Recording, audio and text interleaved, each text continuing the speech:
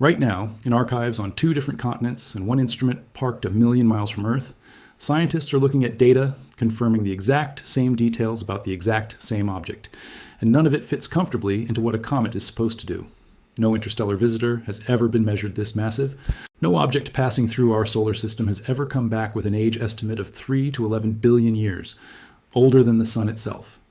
No comet has ever been caught venting methane the way this one did, months after everyone assumed its chemistry was already understood. It is not a routine flyby. It is the James Webb Space Telescope and the Vera Rubin Observatory, working independently, confirming the same unsettling picture of the same object. If you're new here, this channel breaks down real space missions and real astronomical data, no science fiction, so if that sounds like your thing, subscribe now because you'll want to see where this goes. Let us go back to the beginning. For most of human history, every comet anyone ever saw belonged to us. Not literally. Nobody owns a comet, but dynamically. Every icy visitor that swung past Earth, going all the way back to recorded antiquity, had spent its entire existence gravitationally bound to the Sun, born in the same disk of gas and dust that built the planets, looping through the outer solar system on orbits that, however long and lopsided, always brought it back. Astronomers had a name for where most of them came from: the Oort cloud, a vast shell of icy debris thought to surround the solar system at almost unimaginable distance, gently perturbed every few million years into a slow fall toward the Sun. That model was not a guess. Astronomers built the Oort cloud picture from real, repeated measurement, tracking hundreds of long-period comets, working backward from their orbits, and finding that almost all of them traced back to roughly the same enormous spherical reservoir far beyond Neptune. It explained comet orbits, comet composition, and comet behavior with remarkable consistency for nearly a century, and there was no reason to expect anything different because nothing different had ever been seen. Then, in October 2017, a Hawaiian survey telescope called Pan-STARRS picked up an object moving too fast, on a path too straight, to belong to the Sun at all. It was named Oumuamua, and its orbit was hyperbolic, not a long ellipse that eventually turns back, but an open curve that comes in once and leaves forever. It was the first confirmed object in recorded history known to have originated around another star, and it was strange even by interstellar standards. Elongated, tumbling, showing no visible coma or tail at all, behaving more like a bare rock than a comet. 2 years later, in 2019, a second one arrived. 2I Borisov, more clearly cometary this time, complete with a visible tail, and a chemistry broadly familiar from solar system comets, but still fundamentally alien to our system's own family of objects. 2 data points, radically different from each other, spaced 2 years apart. That was the entire known population of interstellar visitors across the whole of human observation until the summer of 2025. On July 1st, 2025, the Atlas Survey, the Asteroid Terrestrial Impact Last Alert System, a network of robotic telescopes built specifically to catch dangerous objects before they catch us, flagged a faint dot moving through the constellation Sagittarius. Follow-up observations confirmed it within days. Another hyperbolic orbit, another object that had never been gravitationally bound to our Sun and never would be again. It was designated 3I Atlas, the third confirmed interstellar object in history. Read that again. In the entire span of organized astronomy, humanity had found exactly 2 of these things, and now, 8 years after the first, here was a third. Its orbital eccentricity was measured at roughly 614. For comparison, a circular orbit has an eccentricity of 0, and anything above 1 is already considered so extreme it can never return. An eccentricity above 6 is not a subtle deviation. It is a fingerprint that says, unambiguously, this object was born around a different star entirely.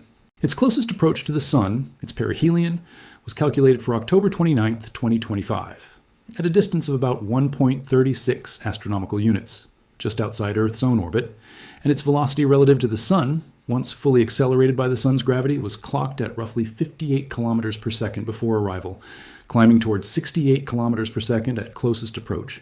These numbers matter because everything strange that follows gets measured against them. Here is the first hard number, and it does not come from a dramatic new observation. It comes from a search through data that had already been sitting unexamined in an archive. The Vera C. Rubin Observatory, a next-generation survey telescope built in the mountains of Chile, was not even fully operational when 3I Atlas arrived. It was still in its commissioning phase, a testing period astronomers call science validation, running through 2025 before its main 10-year sky survey was scheduled to begin in early 2026. But Rubin's cameras had been quietly imaging patches of sky during that testing window anyway. And in 2026, a research team led by astronomer Colin Orion Chandler went back through those commissioning images specifically looking for 3I Atlas. What they found was that Rubin had already photographed the object 9 separate times between June 21st and July 2nd, 2025, as many as 10 full days before the Atlas survey ever officially flagged it. Sit with that for a second. The third interstellar object in recorded history had already been captured on camera, sitting quietly in an archive, while astronomers were still calling it undiscovered. But the recovery images were not just a footnote about timing. When Chandler's team examined them closely, they found something that shouldn't have been there yet. A coma. A coma is the fuzzy cloud of gas and dust that forms around a comet's icy core as sunlight warms its surface and starts driving material off into space. And it typically doesn't show up until a comet gets reasonably close to the sun, where there's enough heat to trigger that sublimation. At the time of those earliest Rubin images, 3I Atlas was still about 4.5 astronomical units from the sun, more than 4 times farther out than Earth, out in a region so cold that most solar system comets are still frozen solid and inert. Translate that distance to something you can picture. 4.5 astronomical units is roughly the distance from the Sun to the asteroid belt between Mars and Jupiter, a region where temperatures rarely climb high enough to boil off much of anything. And yet, there it was in Rubin's images, an object already actively venting material into space 10 days before anyone knew it existed, at a distance where solar system comets are typically still asleep. Well, this is not what a routine icy interloper is supposed to look like this early. Here's where it gets worse. Months later, and tens of millions of kilometers closer to the Sun, the James Webb Space Telescope turned its infrared instruments on the same object and confirmed something equally unexpected from a completely different angle of investigation.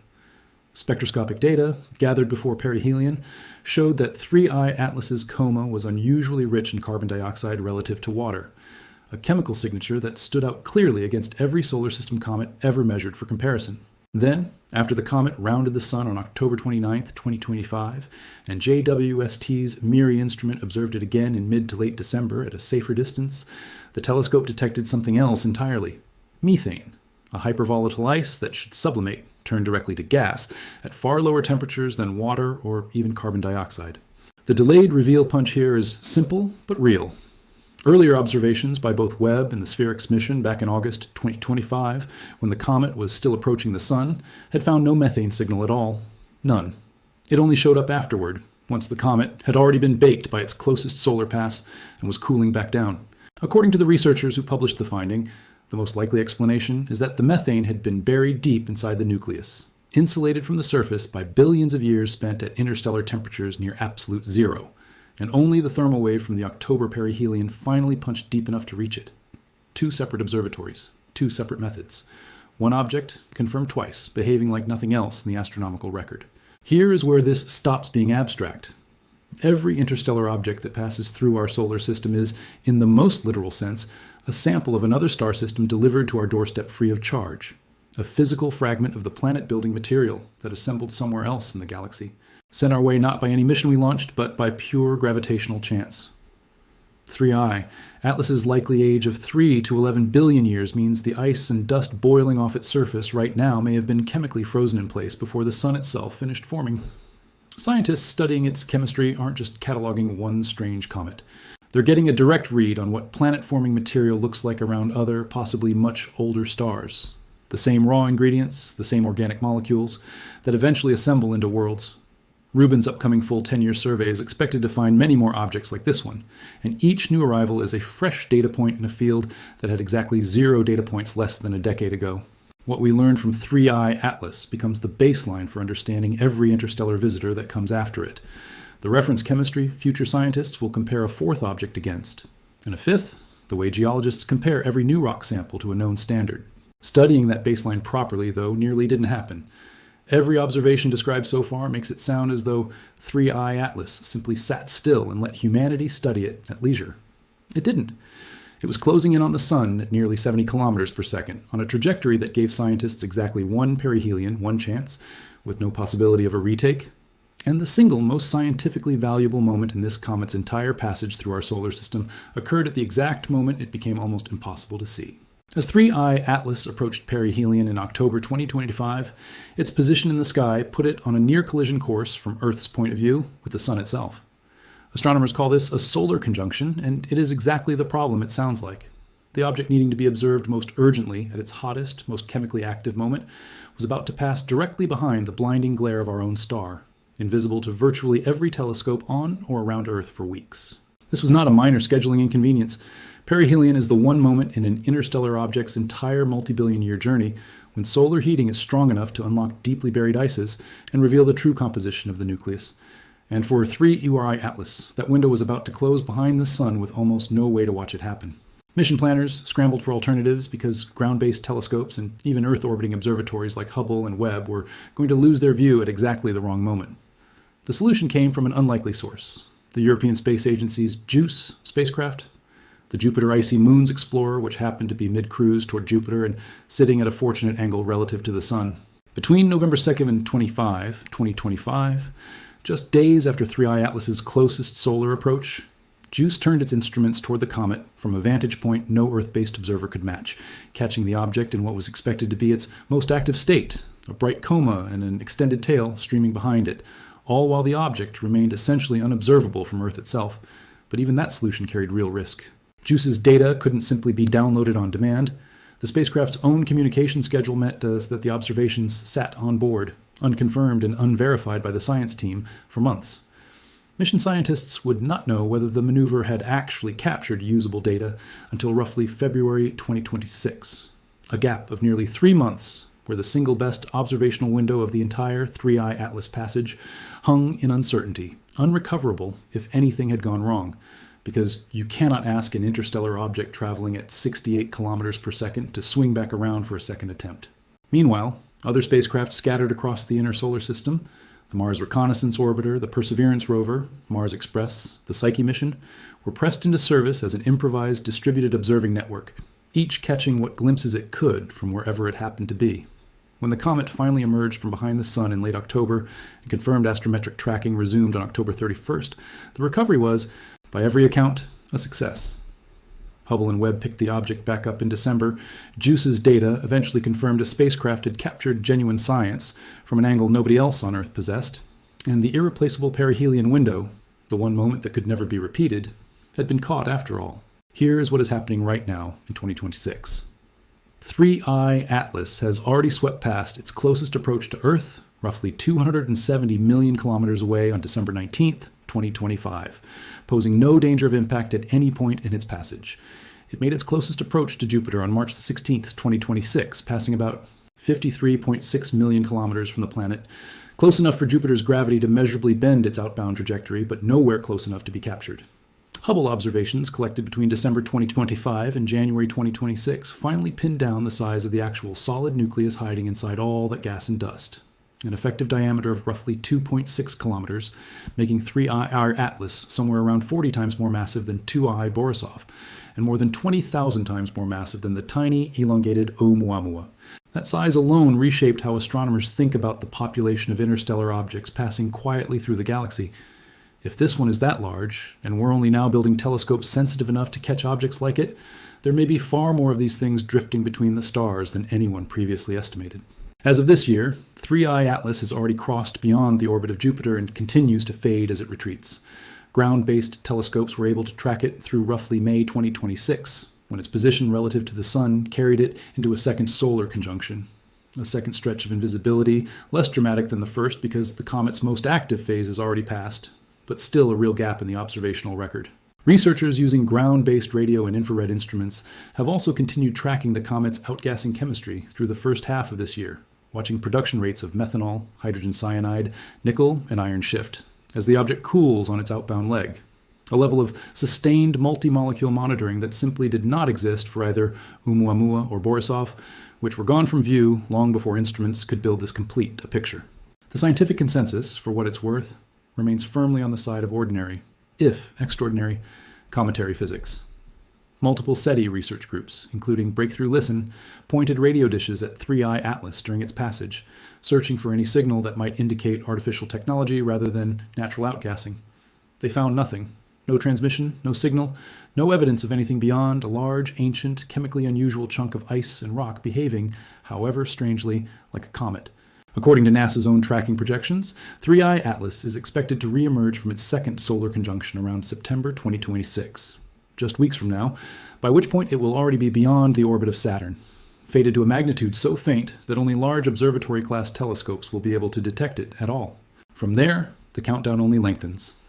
Based on current trajectory calculations, the object is projected to cross the orbit of Uranus in April 2027 and the orbit of Neptune in March 2028, at which point it will have effectively left the planetary region of the solar system altogether, continuing outward on the same hyperbolic path, at the same extreme velocity for the rest of its existence.